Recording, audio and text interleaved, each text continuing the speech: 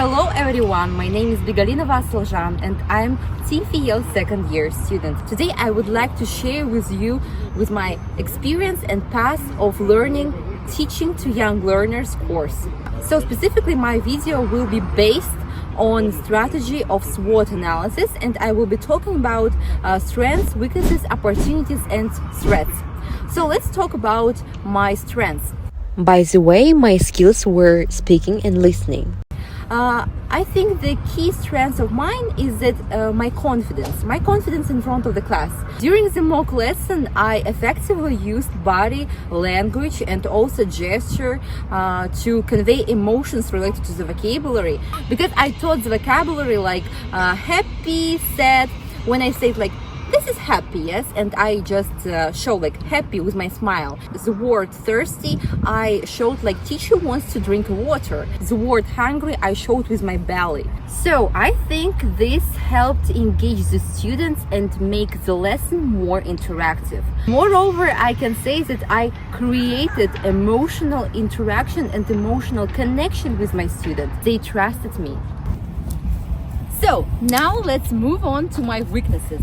I think one of the biggest criticisms that I have recognized in my mock lesson, it was that I was too wordy. I used a lot of additional words. For example, in the beginning of my lesson, I just asked from my students a question. So students, can you suggest what will be our topic about? But of course, young learners do not know the meaning of the word suggest, and it is logical, it is obviously, but I didn't realize it when I was preparing my lesson. And I understood that teachers that teach young learners should know how to simplify the language that he or she uses during the lesson with young learners. So one of the example of my lesson was like I used 3-4 times the phrases like can you read please, or can you stand up please. No, I should say like so read please or stand up, something like this. The instructions should be very clear and obvious. There shouldn't be a lot of additional words which are not necessary to say. Moreover, during my mock lesson, I had a mistake when I did the listening exercise with my students, because I didn't give them a script. And of course, young learners maybe do not know some words from a script. I just showed them a script on the board, and I think that it is not enough to young learners, because firstly they should read with the teacher the script. Yes, for example, first sentence is read by teacher and then read by students again, repeated again, and second sentence also, and then repeated by students. But it wasn't like, and maybe I should give them a task like fill in the gaps. For example, if you're happy and you know it, clap your hands. Yes, and if you blank and you know it, clap your hands. If you blank and you know it, clap your hands. The first word will be happy. Yes, like vocabularies that we learned that we learned in the beginning of the lesson. But I didn't do it, and this was my mistake.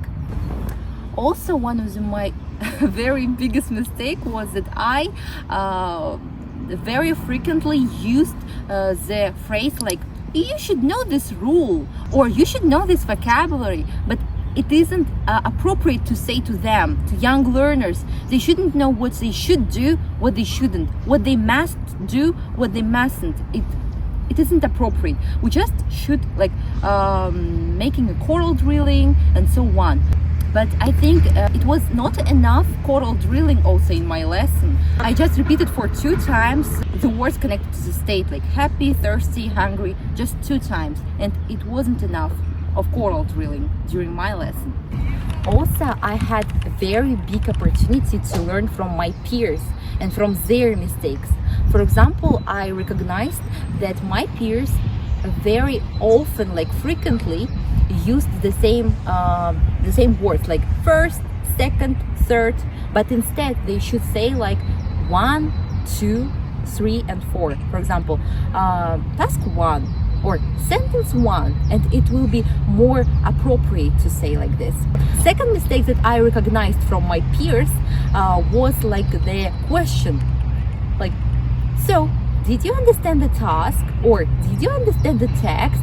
And it is not appropriate to say like this, because of course students, young learners, will be embarrassed and in anxiety to say like, yes teacher, I didn't understand the task, or I didn't understand the question, the text. No, they will lie, and of course there is no meaning to ask this question.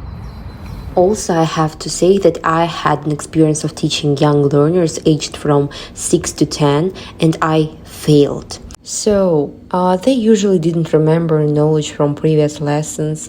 They just came and forgot all new words, and now I know the reason of it. There was like lack of choral drilling, and I waited from them like a big passion. I didn't like their short attention span, but now I understood that this is their nature. And now I have a big opportunity to start teaching young learners, knowing all my mistakes and work on my mistakes. Also, I can say that on SLA course, we had an assignment to conduct a micro-teaching lesson. And I had an audiolingual method. And I used the same lesson that I conducted on teaching to young learners course on my mock lesson. I worked on my mistakes. I think it was a very big opportunity for me to working on my mistakes to do it better, and I did it better. Here I really worked on my mistakes because there were more choral drilling, and I gave the students the script beforehand. Grandma. Grandma. Grandma, So repeat again. Mom. mom, Dad. dad, Brother. brother, Sister. sister, Grandpa. grandpa, Grandma. grandma. As for the stress, one of the biggest concerns is the risk of students becoming disengaged during my future lessons to young learners. But now I know a lot of strategies how to cope and how to solve this problem actually. So if we talk about reasons why students becoming disengaged during the lesson, maybe one of the reasons can be that they don't feel support and scaffolding elements from the teachers.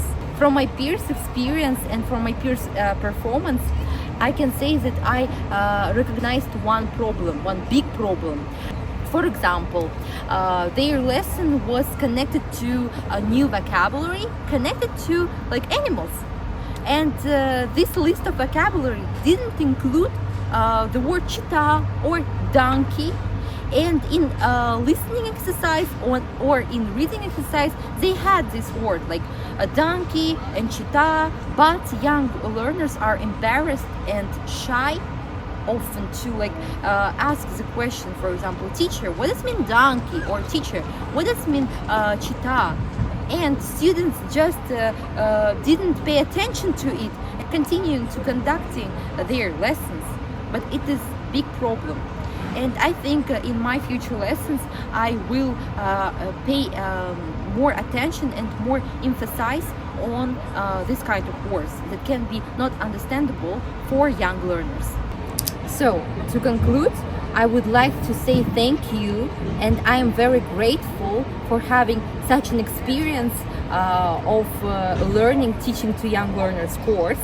Now I know a lot of strategies, approaches, methods and activities that I can implement in real life of teaching to young learners.